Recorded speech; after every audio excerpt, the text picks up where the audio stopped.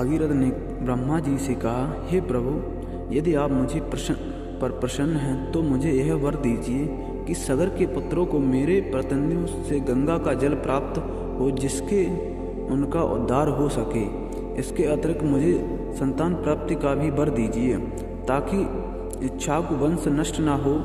ब्रह्मा जी ने कहा कि संतान का तेरा मनोरथ शीघ्र ही पूर्ण होगा, किंतु तुम्हारे मांगे गए प्रथम वरदान को दोनों देने में कठिनाई यह है कि जब गंगा जी वेग के साथ पृथ्वी पर अवतरित हो तो उनके वेग को पृथ्वी पर संभालेगा कौन?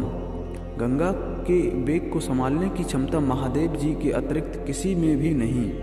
इसके लिए तुम्हें महादेव जी को प्रसन्न करना होगा। इतना कहकर ब्रह्मा जी ने अपने लोक चले गए। भागीरथ ने साहस नहीं छोड़ा। वे 1 वर्ष तक पैर पर के अंगूठे के सहारे खड़े होकर महादेव जी की तपस्या करते रहे। केवल वायु से अतिरिक्त उन्होंने किसी अन्य वस्तु का भक्षण नहीं किया। अंत में इस महान भक्ति के प्रसन्न होकर महादेव जी ने भागीरथ को दर्शन देकर कहा, हे भक्त श्रेष्ठ, हम तेरी मनोकामना पूरी करने के लिए गंगा जी को अपने मस्तक पर धारण करेंगे।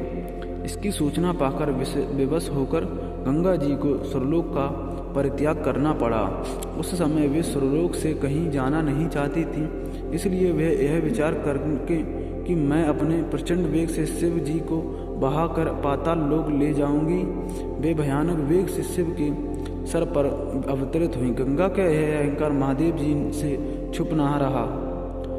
महादेव जी ने गंगा को वेगवती धाराओं को अपने जटाओं में उलझा लिया। गंगा जी अपने समस्त प्रयत्नों के बाद भी महादेव जी की जटाओं से बाहर न निकली। गंगा जी को इस प्रकार शिव की जटाओं में विलीन होते देख भागीरथ ने फिर शंकर जी की तपस्या की। भागीरथ के इस तपस्या से प्रसन्न होकर भगवान शंकर ने गंगा जी को हिमालय पर्वत पर स्थित बिंदुसार में छोड़ा। छूटते ही गंगा जी 7 धाराओं में बट गईं।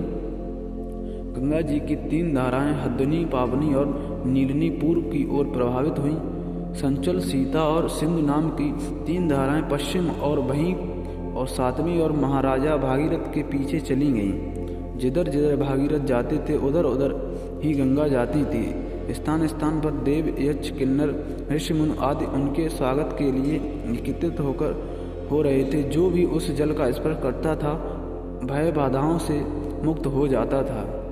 चलते चलते गंगा जी उस स्थान पर पहुंची जहां ऋषि यज्ञ करते रहे थे। गंगा जी ने अपने वेग से उनके यज्ञशाला को संपूर्ण सामग्री के साथ बहाकर ले जाने लगी।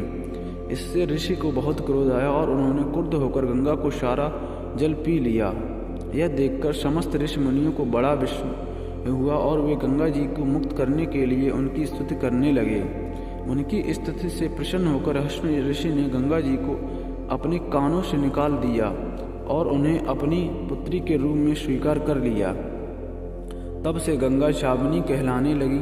इसके पश्चात वे भागीरथ के पीछे चलते चलते समुद्र तक पहुंचकर और वहां से सगर के पुत्रों को उद्धार करने के लिए रसातल में चली गईं। उनके जल से स्पर्श से भस्मीभूत हुए सगर के पुत्र निष्पास होकर स्वर्ग गए। उस दिन से गंगा के 3 नाम हुए, त्रिपथा, जाह्नवी और भागीरथी। हे रामचंद्र, कपिल आश्रम में गंगा जी के पहुंचने के पश्चात ब्रह्मा जी ने प्रसन्न होकर भागीरथ को वरदान दिया कि तेरे पुण्य के प्रताप से प्राप्त इस गंगा जल से जो भी मनुष्य स्नान करेगा, इसका नाम पान करेगा, वह सब प्रकार के दुखों से रहित होकर अंत में स्वर्ग को प्रस्थान करेगा। जब तक पृथ्वी मंडल पर गंगा जी प्रवाहित होती रहेंगी तब तक उसका नाम भागीरथी कहलाएगा और संपूर्ण भूमंडल में तेरी कीर्ति अक्षुण रूप से फैलती रहेगी। सभी लोग श्रद्धा के साथ तेरा स्मरण करेंगे। यह कहकर ब्रह्मा जी ने अपने लोक लौट गए और भागीरथ ने पुनः अपने पितरों का जलाजल दी। कथा समा होने पर वे सब विश्राम करने चले गए।